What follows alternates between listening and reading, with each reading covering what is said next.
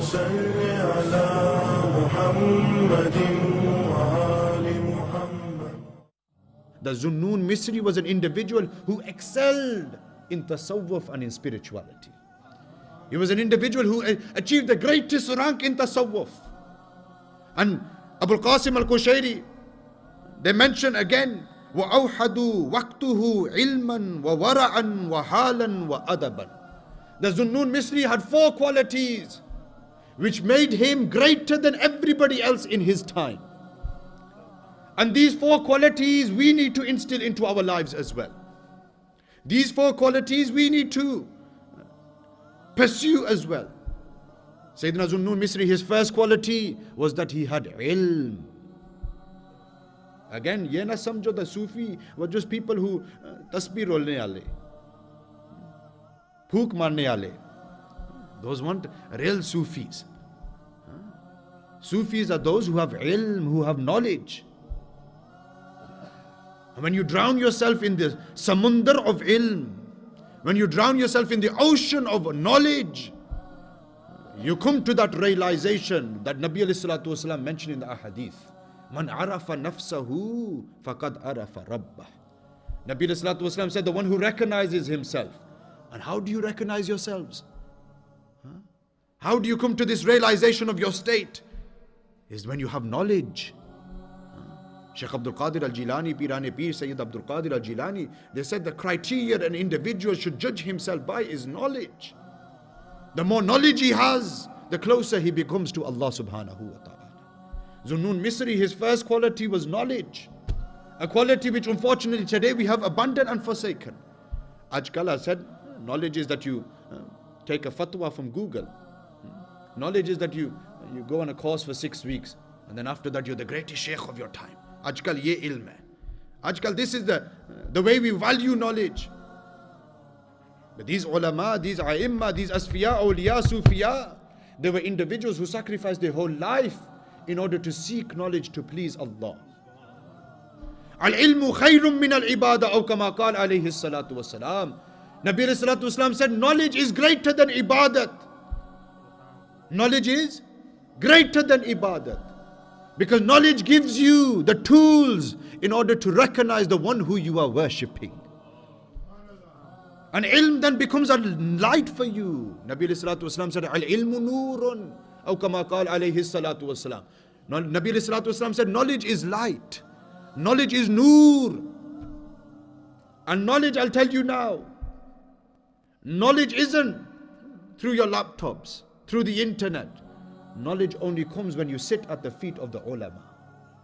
Knowledge is only when you make sacrifices and you go and seek knowledge. Don't wait for knowledge to come to you. Sayyidina Dhu'L-Nun Misri was known to travel the lands of Arabia and the lands of Syria to just seek knowledge. Just to sit at the feet of the ulama. And this is the first quality Sayyidina Dhu'L-Nun Misri had. He was an individual who had knowledge. We should become those individuals who have knowledge as well.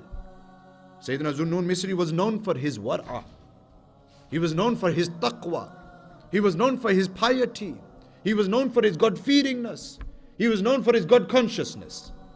Again, qualities which we are unfortunately lacking today.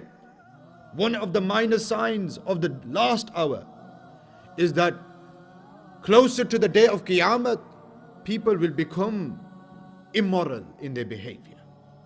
There'll be no haya left. There'll be no ghairat left amongst the people. There'll be no modesty left. Why? Why won't be there any modesty left? Why won't there be any haya left? Because ultimately people will stop fearing Allah subhanahu wa ta'ala. People won't have these qualities of war'a and taqwa. Qualities that the awliya and ulama and asfiya possessed in the bucket loads. The third quality Dhu'L-Nun Misri had was hal. Dhu'L-Nun Misri was an individual of spirituality. He was an embodiment of tasawwuf. From head to toe, he resembled the mission of Rasulullah sallallahu alayhi wasallam. And again, spirituality, tasawwuf doesn't come by just sitting at home. Spirituality comes by sitting at the feet of your shuyukh. By sitting at the feet of your guide, your hadi, the one who will take your hand and take you into the bargah of Rasulullah sallallahu alayhi wasallam. And these men, these pious predecessors, who were from amongst the Salafus Salihun, they were shuyukh amongst themselves.